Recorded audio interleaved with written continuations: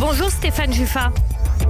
Bonjour Eva Soto et bonjour Ethanit et bonjour à nos auditeurs téléspectateurs. Vous êtes directeur de la Metula News Agency et vous êtes basé à la frontière nord là. Vous êtes juste en face du Liban. Le président libanais Joseph Aoun plaide pour le désarmement du Hezbollah. Ça vous rassure ?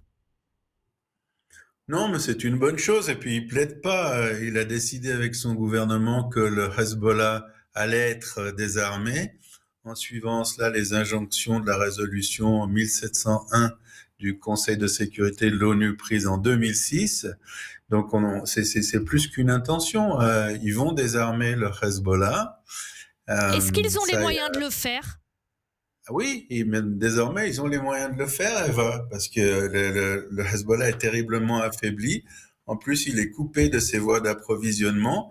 Et de l'autre part, l'armée libanaise est encouragée par les Israéliens, mais surtout, elle est soutenue, elle est armée, elle est financée par les États-Unis, tant que le gouvernement et le président libanais suivent le chemin qui plaît aux Américains, aux Israéliens et aux États arabes de la région. Donc ça a l'air de bien se passer. La seule inquiétude, Eva, c'est que j'ai entendu le président libanais dire hier à Doha, au Qatar, où il est en visite officielle, qu'il a aussi l'intention d'intégrer les ex-terroristes du Hezbollah dans l'armée nationale libanaise. Alors ça ne nous plaît pas du tout, et c'est suffisamment grave pour peut-être créer une réaction américaine qui va plus être d'accord de jouer le jeu avec lui s'il change pas d'avis. Il y a ce problème dont vous venez de parler et puis aussi le fait que le président libanais n'explique pas quand le Hezbollah sera désarmé. Il n'explique pas vraiment non plus comment il va procéder. Vous êtes un peu dur avec lui. Il a commencé à désarmer le Hezbollah. Par exemple, vous dites que je suis à côté de la frontière libanaise, c'est une évidence. Eh bien, entre l'endroit où je me trouve et le fleuve Litani, qui est à 4 km d'ici, mais en moyenne à 20 km de la frontière israélienne, il y a pratiquement plus de sites du Hezbollah, et il y en avait plus de 250. Et la plupart ont été, 85% ont été récupérés par l'armée libanaise, qui intervient également de l'autre côté du Litani, de cette rivière.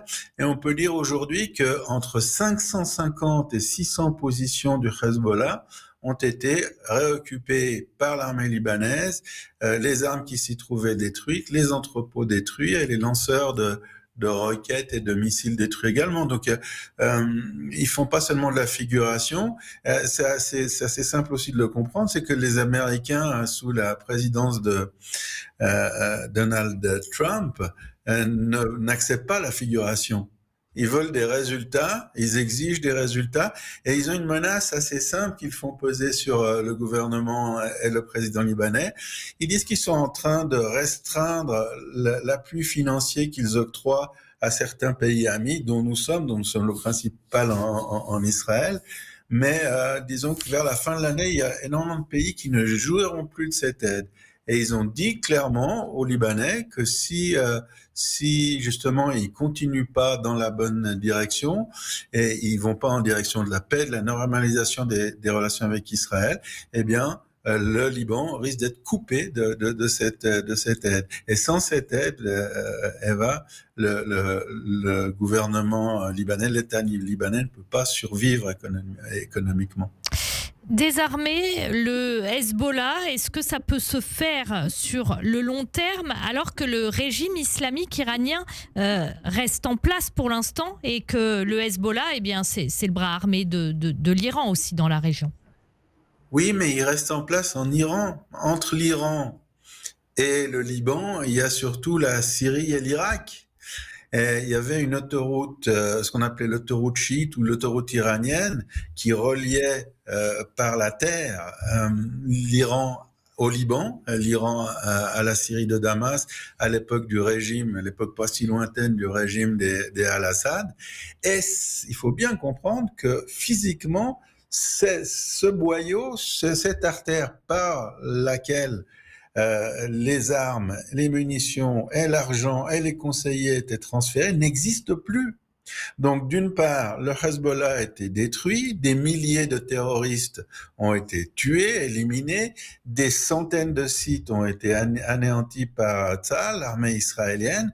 Et maintenant, ce que l'Iran pourrait faire, bien sûr que l'Iran désirerait réarmer et rendre son importance au Hezbollah, mais il ne le peut pas. Il a pas d'accès, il n'a pas de frontières communes et il n'a pas de moyens d'amener ses armes. Aujourd'hui, le Hezbollah est également, Eva, prêt à se désarmer. Il l'a dit au président libanais, sous certaines conditions, il est prêt à rendre ses armes parce qu'il a simplement pas le choix, pas parce qu'il est devenu sympathique.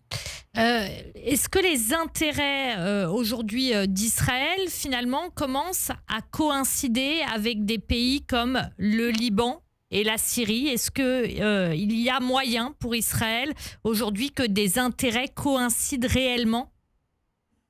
C'est très différent, même si je peux répondre par l'affirmative aux deux questions, chacune par rapport à un pays.